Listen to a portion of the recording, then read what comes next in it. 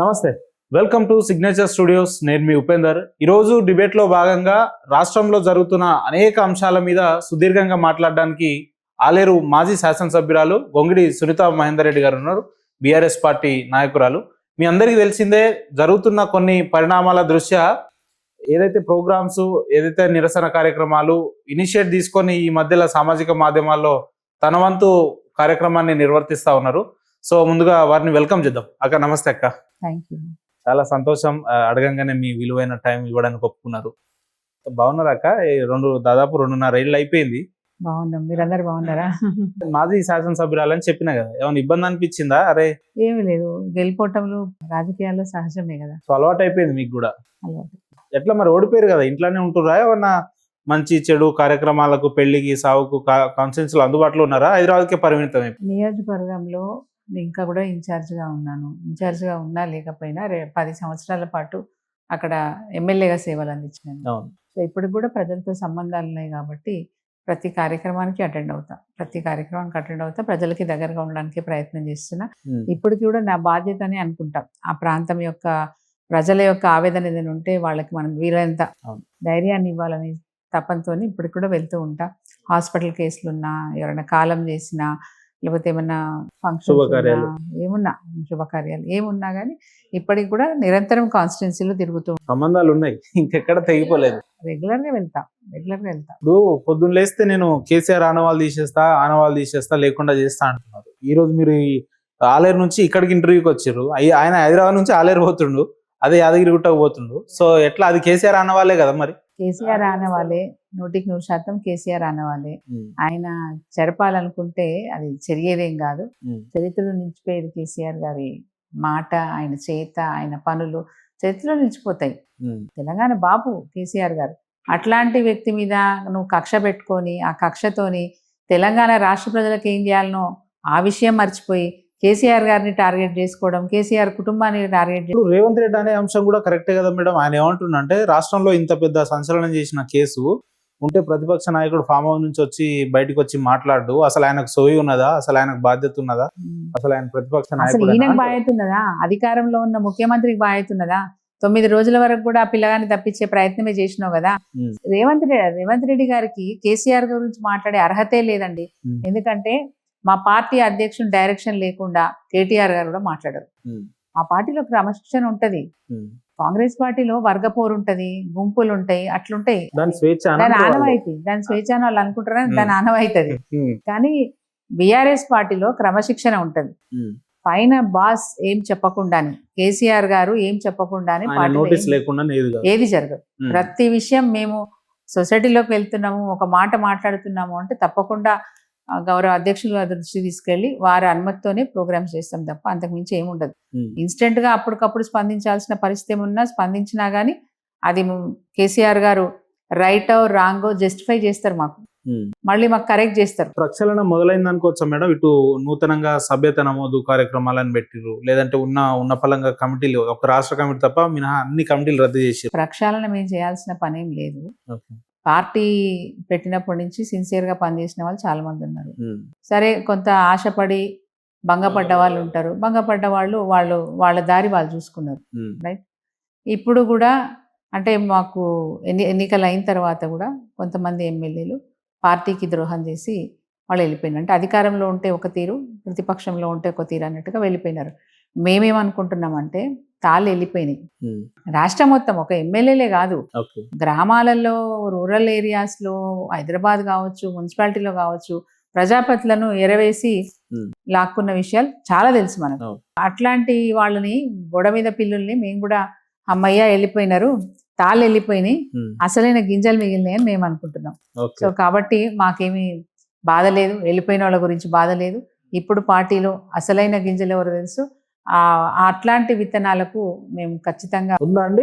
అంటే మళ్ళీ అధికారంలో భవిష్యత్తులో ఇంకో 2 ఏళ్లకు రాబోతామని 100% వస్తాం. కాన్ఫిడెన్స్ మీలో? 100% వస్తాము. మేము ప్రజల పక్షాన ఉన్నాము, ప్రజల బాధల్ని పట్టించుకుంటున్నాము, ప్రజలకు అవసరాల్ని మేము పట్టించుకుంటున్నాం. కాబట్టి ప్రజలు మళ్ళొకసారి మాకు అవకాశం ఇస్తారనే నమ్మకం మాకుంది. రెండోది ఏంటంటే, రేవంత్ రెడ్డి గారి చేష్టలు, రేవంత్ రెడ్డి గారి మాటలు ప్రజలలో ఏవగింపు తీసుకొచ్చినాయి.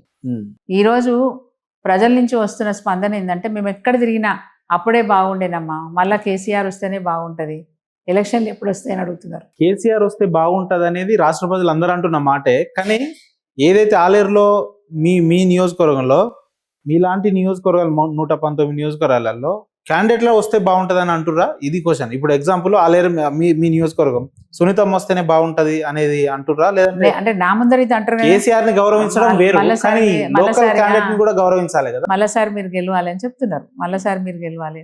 నాకైతే ఆ స్పందన వస్తుంది. నేను గ్రామాలలోకి వెళ్ళినప్పుడు ఏమన్నా కానీ అమ్మా ఈసారి మళ్ళీ మీరే గెలవాలి, మేము వస్తాం, మేము పని చేస్తాం మీకోసం, మా ఊరు కాదు పక్క ఊరికి వచ్చైనా పని చేస్తాం, ఆ స్పందన అయితే వస్తుంది. ముఖ్యంగా మహిళల నుంచి మంచి స్పందన వస్తుంది. ఇప్పుడు మీ స్థానిక ఎమ్మెల్యే గారు ఇచ్చిన హామీలన్నీ దాదాపు 90% నేను పూర్తి చేసేసిన, నా పేరు బీర్ల ఐలయ్య కాదు నీళ్ళ ఐలయ్య అని చెప్తారు. నియోజకవర్గంలో ఎక్కడ చెరువులు కుంటలు ఒక్కటి కూడా లేకుండా మొత్తం నింపించేసిన, ప్రాజెక్టులు కట్టిన, ఇంకా నిత్యావసరాల అంటే పథకాలన్నీ ఇస్తున్నాయి, ఇంకా ప్రజలకు అవసరం ఏముంటది, ఇంకా 10 ఏళ్ళు నేనే ఉంటా, భవిష్యత్తులో మంత్రి కూడా అయితే అంటున్నారు. సో ఇంకా రేవంత్ రెడ్డి గురువు అయితే ఈయన శిష్యుడు, అంతే, ఏం తేడా ఏం లేదు. ఆయన ఇప్పుడు నిన్న కూడా ఒక స్టేట్మెంట్ ఇచ్చిండు, 90% వడ్లు కొనేసిన, 80% వడ్లు కొనేసిన అన్నాడు. రమ్మనండి కల్లాలలో, ఎక్కడ వడ్లు అట్లనే ఉన్నాయి, 40 రోజుల నుంచి ఉన్నాయి వడ్లు. మాటలు చెప్తారు, పని చేత కాదు.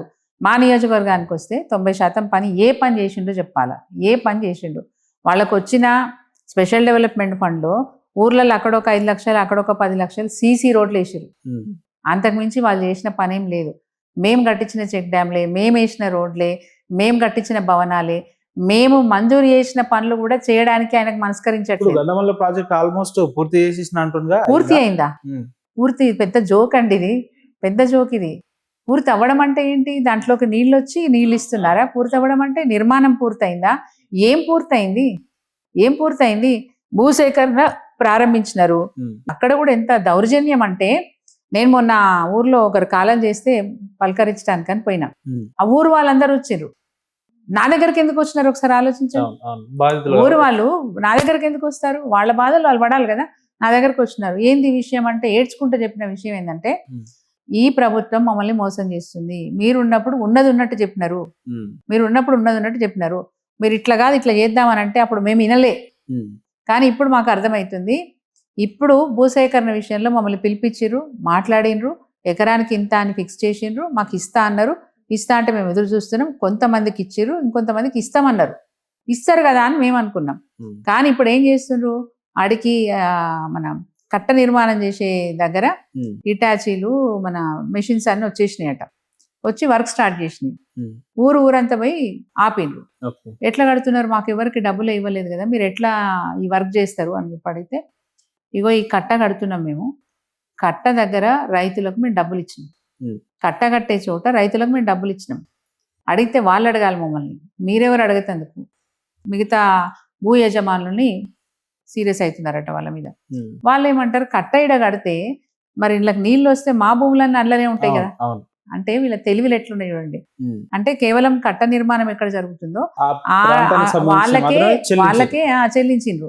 ముంపు గ్రామం, ఆ ముంపు గ్రామాలకు ఏమి ఇవ్వలే. ఎంత అన్యాయం ఇది జరుగుతుంది. సో వీళ్ళేం చేసిండ్రు, గ్రామస్తులంతా ఒకటైనరు, డబ్బులు వచ్చిన రైతు ఒక రానోళ్ళు అందరూ ఒకటైపోయారు. అందరు ఒకటై మీ బండ్లు తగలబెడతామని చెప్పారు. ఏదైతే అదైంది, మీ బండ్లు తగలబెడతాం ఇక్కడికి వస్తాయని చెప్పి వాళ్ళందరూ ధైర్యంగా ఒకటైనతే తప్పదని చెప్పి ఆ కాంట్రాక్టర్ వెళ్ళిపోయి వాళ్ళ మిషన్ అంతా తీసుకుపోయి దూరంగా ఒక షెడ్ వేసుకొని ఆ షెడ్లో పెట్టుకున్నాడు. అంటే ఏం చేస్తుంది ప్రభుత్వం? కట్టేసినామంటున్నారు, చేసేసినామంటున్నారు. ప్రజల్ని ఇంత అన్యాయంగా వాళ్ళని మోసం చేయడం అనేది కాదా? ఇది ఎంత మోసం అది? సో ఇదంతా గమనిస్తున్నారంటారా? అంటే ఆలేరు నియోజకవర్గ ప్రజలు గమనిస్తున్నారా? నాకు మొన్న తెలిసింది, అదే చెప్తున్నా, వారమైంది. వాళ్ళు చెప్తేనే తెలిసింది, మాకు కూడా తెలియదు కదా. అంటే ఏం జరుగుతుంది గ్రౌండ్ లెవెల్లో అనేది వాళ్ళు చెప్తేనే తెలిసింది. అంటే ఇంత అన్యాయం. ఈవెన్ వాళ్ళు, నేను అడిగినాను, మరి ఇట్లా జరుగుతున్నప్పుడు మీరు కలెక్టర్ దగ్గరకో ఎమ్మెల్యే దగ్గరకో వెళ్ళలేదా అని అడిగినాను. పోయినాం, ఎమ్మెల్యే గారి దగ్గర పోయినాం. ఆ మస్తుగా అయితే ఇదివరదాకా ఏం చేసి ఇప్పుడు వచ్చారని జర మోటు మాట మాట్లాడిందట. ఎట్లా మేడం, మీరేమో పొద్దున్న లేస్తే బీర్ల ఐలయ్య గారిని బాగా విమర్శిస్తారు, ప్రతిపక్ష పార్టీలో ఉంటారు. కానీ బయట ఒక టాక్ ఏంటంటే, మీరు బీర్ల ఐలయ్య గారు మంచి కుటుంబ సభ్యులు లెక్క ఉంటారు, మంచి కుటుంబ నేపథ్యం ఉన్న. నెవర్ ఆయనో పార్టీ మేమో పార్టీ, ఆయన పని ఆయన చేసుకునేవారు. మహేందర్ రెడ్డి గారు బీర్ల ఐలయ్య గారు మంచి స్నేహితులంట, బిజినెస్ పార్ట్నర్లంట. వాళ్ళకి ఏదో ఆయన పని ఆయన వ్యాపారాలు ఉన్నాయా చేసుకునేవారు, మా పని ఉన్నాయా మేము వ్యాపారాలు చేసుకునేవారు. ఏమైనా ఉన్నాయా? ఆయన ఎంపీటీసీగా పనిచేసినారు, సర్పంచ్గా పనిచేసినారు. సో ఆ టైంలో నేను ఎంపీపీగా పనిచేసిన, నేను సర్పంచ్గా పనిచేసిన. కాబట్టి కనపడితే నమస్తే నమస్తే అని పలకరించుకుంటాం. మీరు కనబడ్డా బాగున్నారా ఉపేందర్ అంటాను. సో అట్లాగే వాళ్ళు కనబడ్డప్పుడు నమస్కారం అని పెట్టుకుంటాం. ఒక హోదాలు ఉన్నప్పుడు ఆ హోదాకు నమస్కారం అని పెడతాం మనం. అంత మాత్రాన మేము స్నేహితులము అట్లాంటిది ఏం లేదు. మాట్లాడతారా ఎన్నడన్నా ఏమన్నా సమస్యల మీద ఏమన్నా ఫోన్లు గిట్లా చేస్తారా? ఆయన ఎవరు, నేను ఎప్పుడైతే కలవలేదు. ఎందుకంటే ఆయన ధోరణి చాలా తేడాగా ఉంటుంది, చాలా తేడాగా ఉంటుంది. కాబట్టి మనకు ఆ మనసు కూడా రాదు ఆయనతో మాట్లాడాలని. విష్ చేస్తాం అంతవరకు, కనిపిస్తే నమస్తే అంటే నమస్తే అంటాం. ఎట్లుంది మేడం, అంటే ఆలయంలో మీరు నెక్స్ట్ మళ్ళా మీరే నిలబడతా లేదంటే కేసీఆర్ గారి ఆశీర్వాదం నాకే ఉంటదనే ఒక ధీమా భరోసా 100% అక్కడ? నియోజకవర్గ ఇన్ఛార్జ్గా కూడా నేనే ఉన్నాను. ఇప్పటి వరకు జరుగుతున్న అన్ని కార్యక్రమాలకు నన్నే లీడ్ చేయమన్నారు, నేనే లీడ్ చేస్తున్నాను. ఉద్యమం నుంచి కేసీఆర్ తోని ప్రయాణమై ఉన్నారు కదా 2001. ఇప్పుడు కొన్నేళ్ళు అధికారం చూసిర్రు, ఉద్యమ పరిస్థితులు చూసిర్రు, ఇప్పుడు ప్రతిపక్ష పరిస్థితులు కూడా చూస్తారు. సో ఎన్ని రోజులు ఉంటది కేసీఆర్ గారితో ఈ జర్నీ? ఇది ఎక్కడన్నా ఎండ్ అయ్యే పరిస్థితి లైఫ్ లాంగ్ ఉంటుంది. ఓకే, లైఫ్ లాంగ్ ఉంటుంది. ఒకసారి ఆలోచన చేసుకోండి మళ్ళీ. 100% లైఫ్ లాంగ్ ఉంటుంది. ఇప్పుడు నాకు రాజకీయాలే ఇష్టం లేకుండే. మా సార్ అంతకుముందు కాంగ్రెస్ పార్టీలో పనిచేసినారు. సరే, అందులో వర్గపూర్ ఉంటుంది, ఎప్పుడు ఏదో ఒక గొడవ ఉంటుంది. నేను రాజకీయాలు మానేయమని నేను పూర్ పెట్టాను.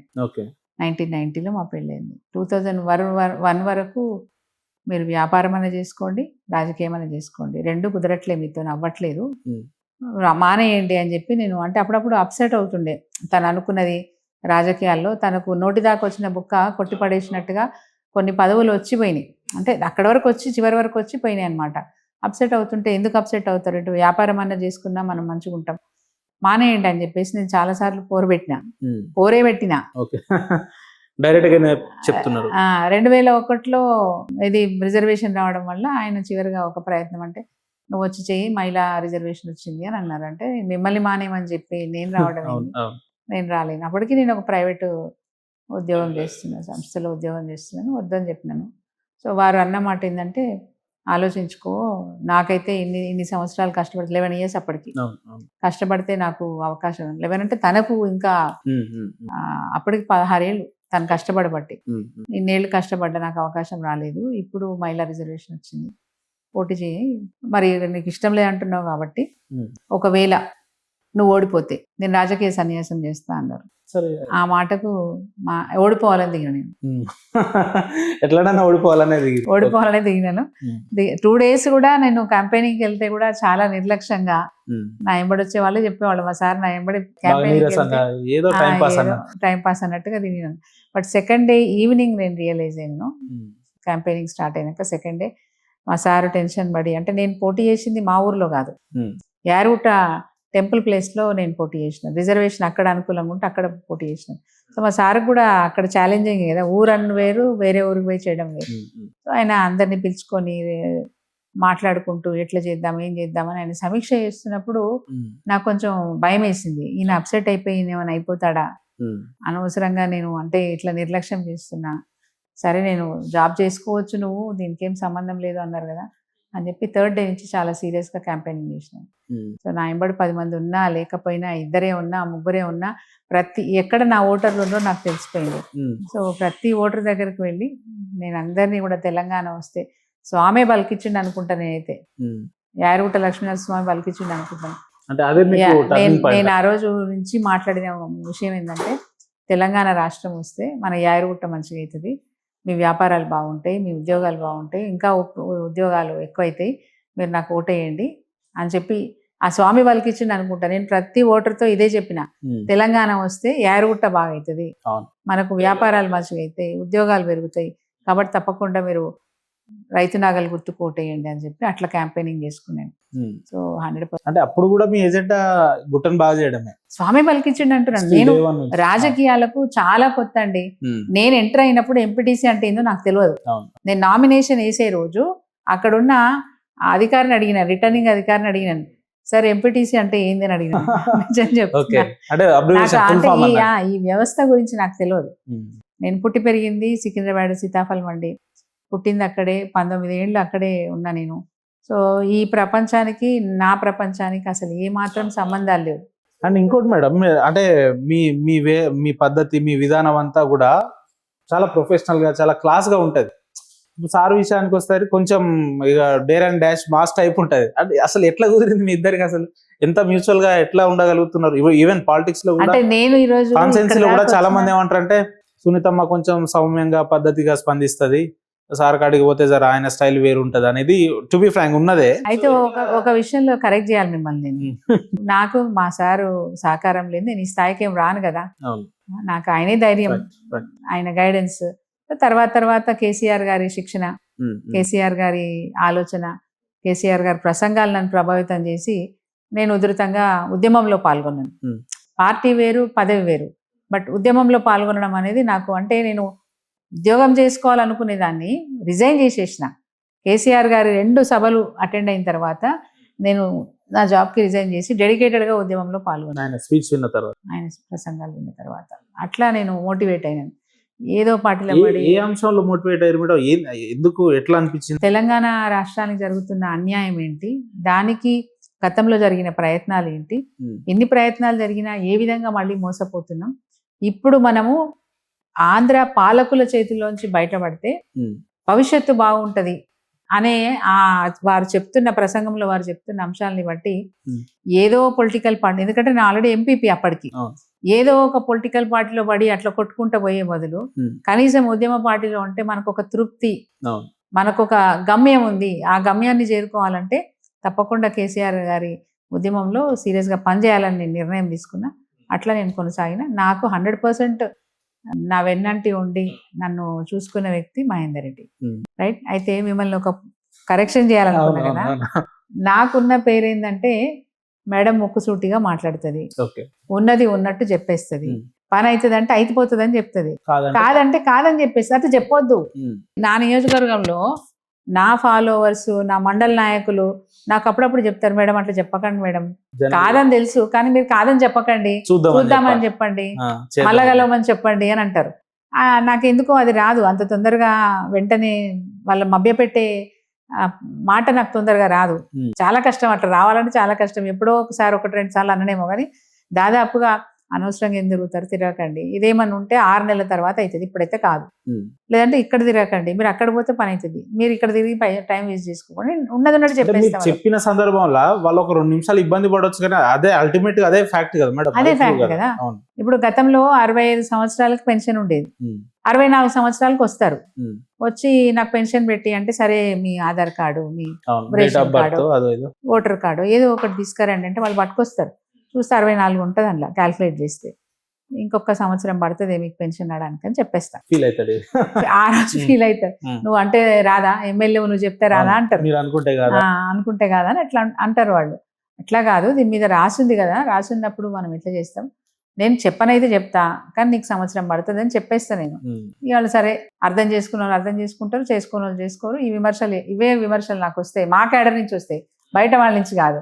నువ్వు ఎట్లా చెప్తావు మేడం, ఇప్పుడు సరే అని పోతాడు, మళ్ళీ ఈ ఆఫీస్ తిరుగుతాడు, అక్కడ తిరుగుతాడు, ఇక్కడ ఆడో 2,000 ఇస్తాడు, ఈడో 3,000 ఇస్తాడు, ఇచ్చి ఆఖరికి వస్తుంది, వచ్చే టైంకే వస్తుంది. కానీ నేను ఎమ్మెల్యే దగ్గర పోతే పని కాలేదు, పలానా దగ్గర పోతే నాకు పని అయిందని చెప్పుకుంటాడు. కాబట్టి ఇట్లాంటి విషయాల్లో కొంచెం జాగ్రత్తగా చెప్పండి. నాకు సలహాలు ఇచ్చిన వాళ్ళు కూడా ఇది కొంచెం ఇదే, అంటే ఎమ్మెల్యే దగ్గర పోతే పని కాలేదు అనేది బాగా ప్రచారం అవడం తోటి వ్యతిరేకత వచ్చిందని అనుకోవచ్చా? అంటే అట్లేం లేదు, అర్థమైంది మా వాళ్ళకి, మా ప్రజలకు కూడా అర్థమైంది, మేడం దగ్గర పోతే పక్కా పని అవుతుంది, ఇక పని కాదనుకుంటే అది కాని పనే అనేది ప్రజలకు అర్థమైంది, మా క్యాడర్ కూడా అర్థమైంది. అంటే కానీ మీరు పాలిటిక్స్ లో ఉన్నారు కదా మేడం, అట్లా చెప్పడం కరెక్టేనా? అంటే నేను అడుగుతున్న క్వశ్చన్, చెప్పొచ్చా అట్లా? కరెక్ట్ కాదు, అట్లా చెప్పడం కరెక్టే కాదు, కానీ నా నేచర్ ఏందో నాకు తెలియదు, నేను కూడా అట్లా చెప్పకుండా ఉండాలని పాలిటిక్స్ లోనే అట్లా ఉంటారా? లేదు, విషయాలలో కూడా అట్లనే ఉంటారా? ఎట్లా నా నేచరే అది చెప్తున్నా, ఇంట్లో ఉన్నా ఇంట్లో ఉన్నా బయట ఉన్నా నా నేచరే అది. కాకపోతే మార్చుకోవడానికి ప్రయత్నం చేస్తున్నాను. ముక్కుసూటిగా చెప్తే బాధపడతారు అనిపించినప్పుడు సరే చేద్దాంలే, మళ్ళీ తర్వాత ఒకసారి కలువు, నేనే ఫోన్ చేస్తాను, నువ్వు తిరగక, ఎవరి దగ్గర తిరగక, ఎవరికి పైసలు ఇవ్వకు, నేనే చేస్తాపు, కొంచెం టైం పడుతుంది చేస్తాపు అని చెప్పేసి ఆ విధంగా నేను వాళ్ళని కన్విన్స్ చేసుకుంటూ దాటేసుకుంటూ వస్తున్నాను. ఎంపీటీసీగా మొదలైన మీ ప్రస్థానం ఒక 2 సార్లు ఎమ్మెల్యేగా ఉండి ప్రభుత్వ విప్గా ఉన్నారు. ఈ టర్మ్ లో గెలిచుంటే, ప్రభుత్వం అధికారంలోకి వచ్చి ఉంటే, అరే నేను మంత్రి అవుతుండే కదా అని ఎప్పుడైనా అనిపించింది మినిస్ట్రీ కావాలి నాకనే? ఓకే, అంటే ఓపెన్ గా ఎవరైనా ఎదగాలని కోరుకుంటారు కదా. అండ్ నాకు కేసీఆర్ గారి అండదండలు ఉన్నాయి, నన్ను ఒక కుటుంబ సభ్యులాగా చూసుకుంటారు సారు. సో ఈసారి నాకు అవకాశం ఇస్తారని నేను అనుకున్నాను. మరి ఎన్నడో ఒక రోజు మినిస్టర్ అయితే నేను మంత్రిత్వ శాఖలో ఉంటా అనేది నమ్మకం ఉంది. ఓకే. ఎందుకంటే మహిళా నాయకురాలు కూడా తక్కువ ఉన్నారు మా పార్టీలో. నేను అంటే సీనియర్లో మేము 2-3 ఉన్నాం. సో అవకాశం ఇచ్చేది ఉంటుంది. అంటే భవిష్యత్తులో అవుతారా, మంత్రి అవుతారా అనిపిస్తుంది నాకు, అయితే అని అనిపిస్తుంది నాకు, చూడాలి. అంటే మీరేమో మంత్రి అయితే అంటున్నారు, ఈ బీర్లయ్య గారేమో పొద్దున్న లేస్తే ఆల్రెడీ చూసుకొని 10 ఏళ్ళుగా వాళ్ళు పట్టించిన పాపాన పోలేదు. నేను వచ్చినాక ఆయన సీసీ రోడ్లని, స్ట్రీట్ లైట్ అని, డ్రైనేజ్ వ్యవస్థలని, పైన బాగా చేస్తున్నా, చెరువులు బాగా చేస్తున్నా, సునీతమ్మ గారు చేసింది లేదు, అయింది లేదని వారు మాట్లాడారు. ఫండ్స్ ఎక్కడి నుంచి తెచ్చాడో అడగాలి. నేను చెప్తున్నా కదా, SDF ఫండ్స్ వస్తే అవే 5 లక్షలు 10 లక్షలు సీసీ రోడ్లు చేసింది. మేము పెట్టిన చెక్ డ్యామ్లే. ఈరోజు మేము మంజూరు చేసిన రోడ్లకు ఆయన పోయి మా బండ తీసి బండ పెట్టుకుంటున్నారు. శంకుస్థాపన బండ ఉంది, మా పేరు ఉండొద్దని చెప్పి ఆ శంకుస్థాపన బండ కూల్చేసి కొత్త బండ పెట్టుకొని పని చేసుకుంటున్నారు. ఇక నేను చేసిన అంటే మనం ఏం చెప్తాం చెప్పండి. ఇప్పుడు నేను ఒకటే మాట మీ ద్వారా అడగదలుచుకున్నా, వీళ్ళయ్య గారిని అడగదలుచుకున్నా. మెడికల్ కాలేజ్ ఎందుకు అవ్వట్లేదు పని? 100 పడకల ఆసుపత్రి అది ఎందుకు పని అవ్వట్లేదు? మేము మంజూరు చేసి రెడీగా ఉన్నాయి కదా, ఎందుకు పని అవ్వట్లేదు? TUFIDC కింద యారుగుట్ట పట్టణానికి మున్సిపాలిటీకి 20 కోట్ల ఫండ్ ఉంది. ల్యాబ్స్ కావు, ఆ ఫండ్స్ ల్యాబ్స్ కావు. ఆ పనులు ఎందుకు చేయించట్లేదు మీరు? ఆలేరు మున్సిపాలిటీలో, యారుగుట్ట మున్సిపాలిటీలో రెండిటికి కూడా మున్సిపల్ భవనం మంజూరీ ఉంది, పనులు శంకుస్థాపన కూడా అయినాయి. వాటిని ఎందుకు చేస్తలేరు మీరు? చేయాలి కదా. అదే రేవంత్ రెడ్డి లెక్క వాళ్ళదేమి ఉండొద్దు, అంత నాదే ఉండాలి, చెరిపేయాలి, వాళ్ళ ఆనవాళ్ళు చెరిపేయాలనే టైప్లో ఆలోచిస్తాడు. ఇంటిగ్రేటెడ్ మార్కెట్స్ పెండింగ్లో ఉన్నాయి, ఎందుకు చేయించట్లేదు? ST సప్లాన్ కింద రోడ్స్ మంజూరు చేసినాం, అంటే తాండాలకు కూడా కనెక్టివిటీ ఇవ్వడానికి ST సప్లాన్ కింద నిధులు మంజూరు చేసినాం, వాటి పనులు ఎందుకు చేయిస్తలేరు? HMDA ఫండ్స్ ఉన్నాయి, ఉన్న వాటిని చేయించలేకపోతున్నారు. ఫండ్స్ రెడీగా ఉంటే కూడా పనులు చేయించలేకపోతున్నారు. ఇట్లాంటి పరిస్థితి ఉంది మా కాన్స్టిట్యున్సీలో. భూ కబ్జాలు ఎవరన్నా, అసలు మొన్న ఒక పోలీస్ అధికారి చెప్తున్నారు, నాకు పేరు చెప్తే బాగుండదు కానీ, భార్య భర్తల పంచాయతీకి కూడా ఎమ్మెల్యే ఫోన్ చేస్తారు. వేరే పనులేం లేవు కదా, చేసే పనులేం లేవు కదా, ఏం నిధులు లేవు, పని చేసేది ఏం లేదు, ఉన్నది కూడా చూసుకునే పరిస్థితి లేదు. ఇది మంజూరైంది, దీన్ని ఎంబడి పడదాము, దీన్ని పని చేపిద్దామనే. ఎందుకు మేడం భూ కబ్జా అనే పదం ఎందుకు వాడారు మీరు? అసలు భూ కబ్జా ఎవరు చేసినారు కాబట్టి మన సాక్ష్యాలతో సహా బయట పెట్టినాను. అధికారులు చర్య తీసుకోవట్లేదు, అధికారంలో ఉన్నాడు కాబట్టి. ఇప్పుడు బండి సంజయ్ కేసు ఎట్లా పక్కకు పెట్టిరో అట్లా బీర్లయ్య కేసు కూడా పక్కకు పెడుతున్నారు, సాక్ష్యాలతో బయట పెట్టినాను. ఇప్పుడు బీర్లయ్య గారు భూ కబ్జా లేదంటే అవినీతి ఇట్లా ఈ రకంగా చేస్తే వారు ఇంత ధైర్యంగా కేసీఆర్ గారిని విమర్శిస్తాడు కదా. ఆయన పొద్దున్న లేస్తే వీడియోలలో, డిబేట్లలో పాల్గొంటాడు. నేనేం చెప్పినా మీకు, ఆయన గురువు, ఈయన శిష్యుడు. నోరుకి ఏది వస్తే అది మాట్లాడేస్తారు.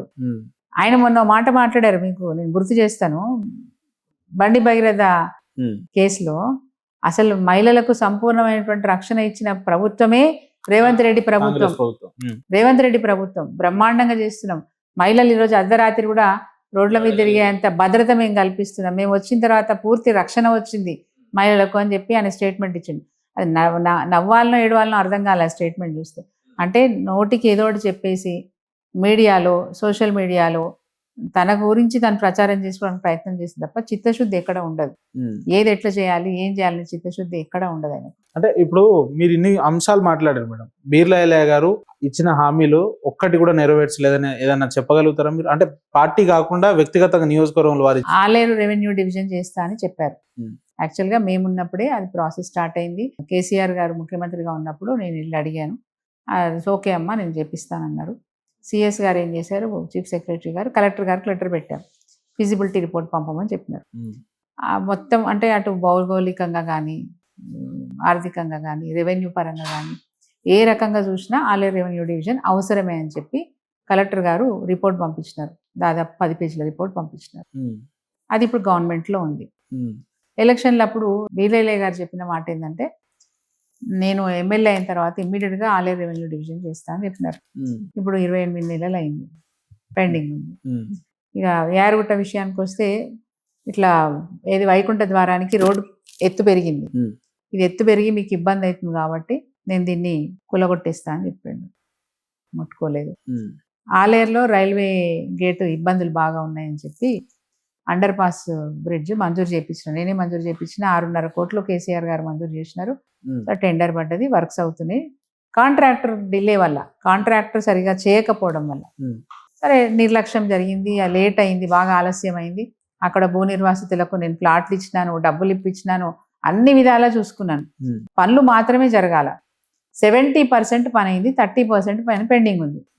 నేను నా పదవి అయిపోయే వరకు బీలైలే గారు చెప్పిన మాట ఏంది ఎలక్షన్లప్పుడు, నేను ఇక్కడ కుర్చీ వేసుకొని కూర్చొని 3 నెలల్లో దీన్ని పూర్తి చేపిస్తా అని చెప్పినారు. ఈ రోజు వరకు పూర్తి కాదు. ఇవన్నీ ఆయన గుర్తున్నాయంటారా, మర్చిపోయారా? అసలు ఉన్నాయా ప్రాసెస్? వాళ్ళు అప్పుడో ఇప్పుడో వెళ్తూనే ఉంటారు, ఆలేరు వాళ్ళు వెళ్తూనే ఉంటారు, వినతి పత్రాలు ఇస్తూనే ఉంటారు, చెప్తూనే ఉంటారు. ఆయనకు అన్ని తెలుసు, దాటేస్తారు అంతే. సో ఏం చెప్తారు మేడం మీ ఆలేరు నియోజకవర్గ ప్రజలకు?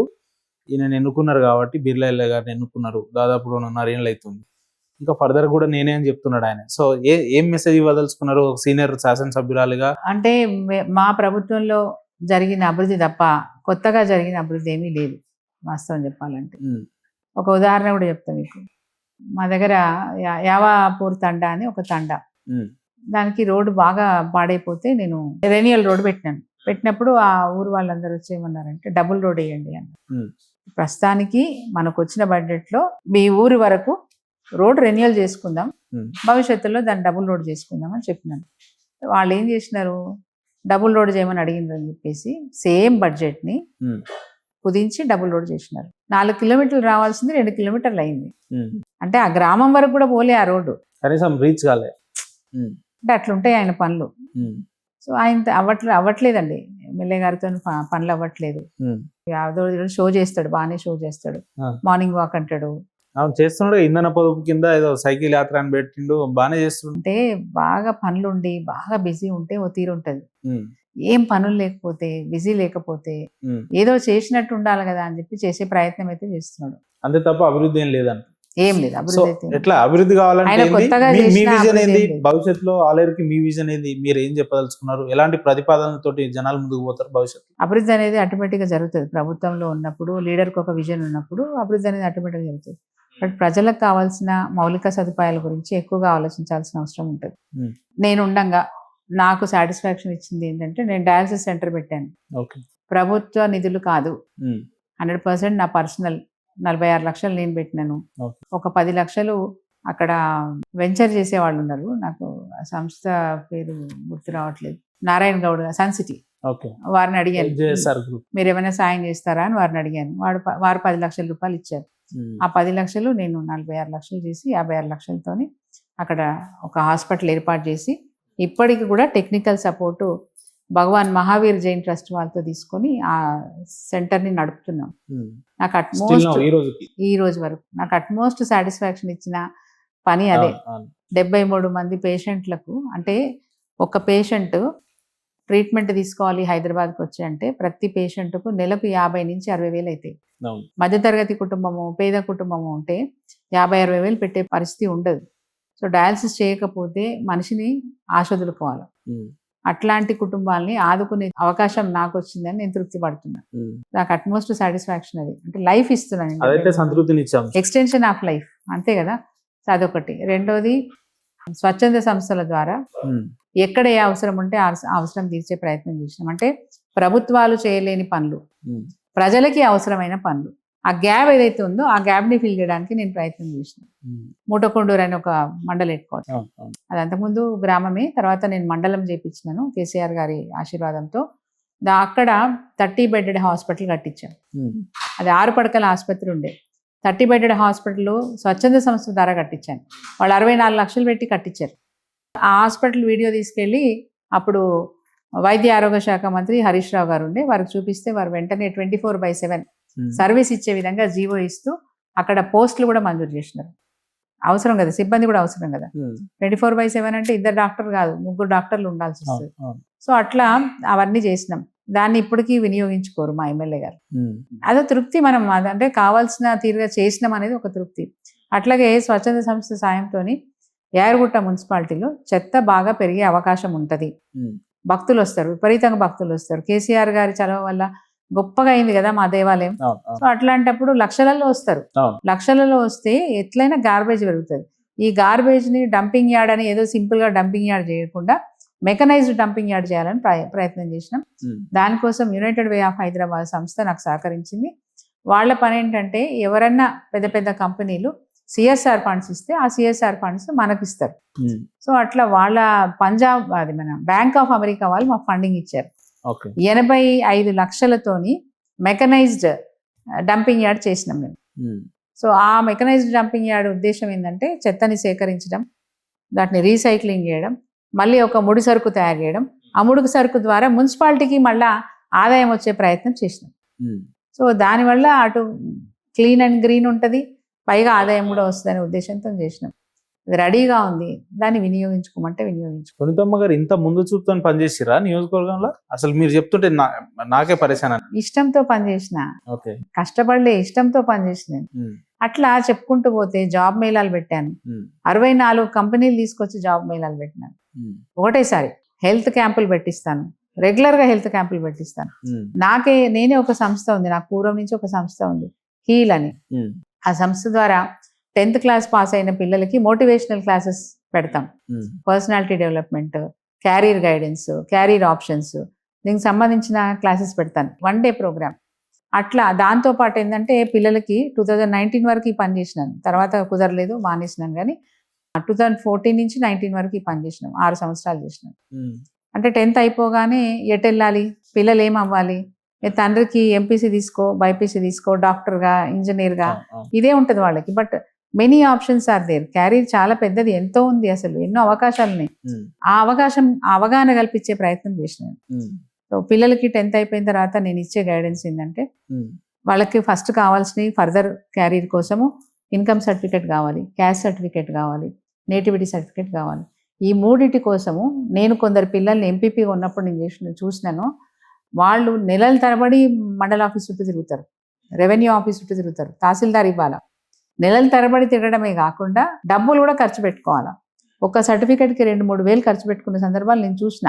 అది నా మనసులో ఉంది కాబట్టి నేను నా సంస్థ ద్వారా ఏం చేసినానంటే ఎమ్మెల్యేగా నాకున్న అధికారాన్ని వాడుకొని నేను ఎంఈఓలను పిలిపించి పిల్లలది హాల్ టికెట్ తీసుకొచ్చి ఇవ్వండి, దాంట్లో పేరు కరెక్ట్గా ఉంటుంది అని చెప్పి హాల్ టికెట్లు జిరాక్స్ కాపీలు తెప్పించుకొని మా దగ్గర ఉన్న మీ సేవా సెంటర్ ఆపరేటర్స్ని పిలిపించుకొని నేను మీకు ఇవి ఇస్తున్నా, మీరు అప్లికేషన్స్ అప్లోడ్ చేయండి, ఆ పిల్లల తరఫున నేను డబ్బులు కడతా. అంటే ఒక సర్టిఫికేట్కి 45 రూపీస్ అప్లోడ్ చేయడానికి అవుతుంది, 50 రూపీస్ ఇస్తా 3 సర్టిఫికెట్లు. అంటే ఒక స్టూడెంట్కి 150 రూపాయలు ఖర్చు పెట్టుకునేదాన్ని. సో మీ సేవా సెంటర్లో వాళ్ళ అప్లికేషన్ అప్లోడ్ చేసి నాకు వారం రోజుల్లో తెచ్చిస్తే మా తహసీల్దార్లను పిలిపించి మీటింగ్ పెట్టి మీరు సర్టిఫికెట్స్ ఇవ్వాల్సిందే, మీ పనుల వల్ల లేట్ చేస్తూ ఉంటారు, నాకు వారం రోజుల్లో సర్టిఫికెట్స్ రెడీ చేయించండి.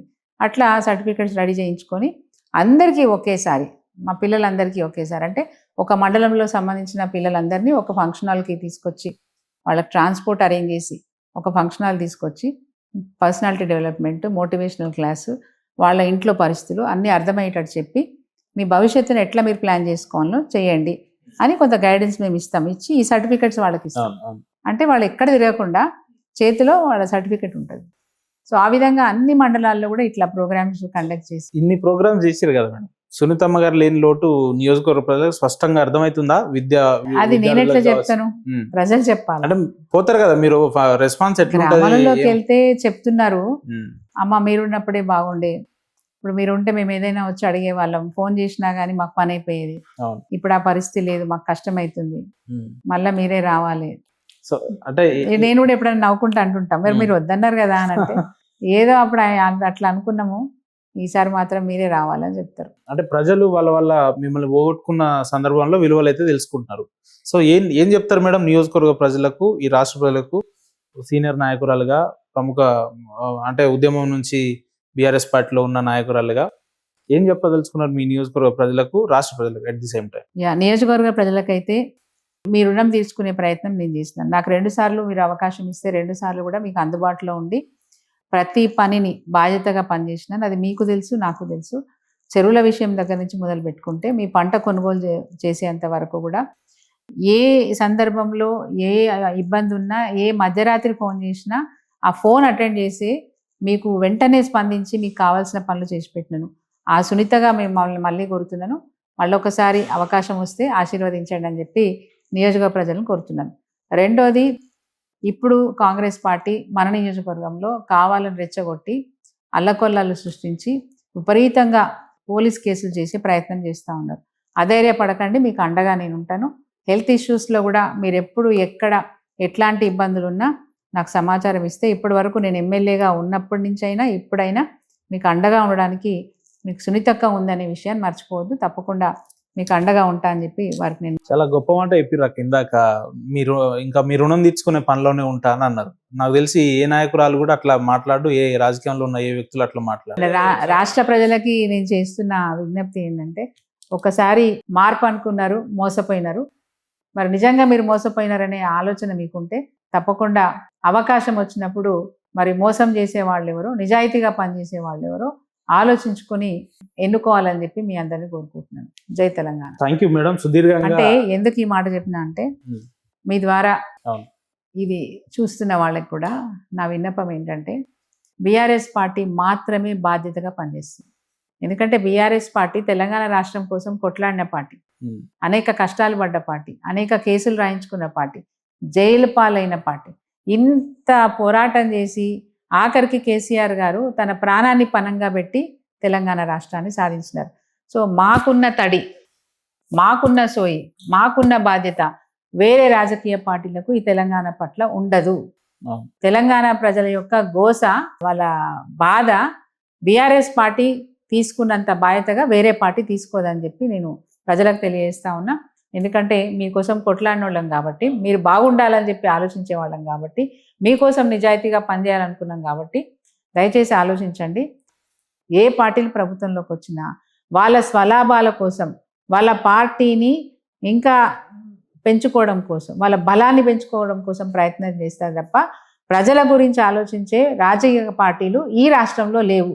కాబట్టి రేపు ఎప్పుడు అవకాశం వచ్చినా ఆలోచించి ఆశీర్వదించాలని చెప్పి కోరుకుంటున్నాను. Thank you madam. అనేక అంశాల మీద సుదీర్ఘంగా అట్ ది సేమ్ టైం కార్యకర్తలకు మంచి మనోధైర్యాన్ని కల్పించారు మా ప్లాట్ఫామ్ వేదిక. పిలవంగానే ఇంత దూరం వచ్చి అనేక అంశాల మీద మాట్లాడినందుకు మీకు ప్రత్యేక ధన్యవాదాలు మేడం. Thank you.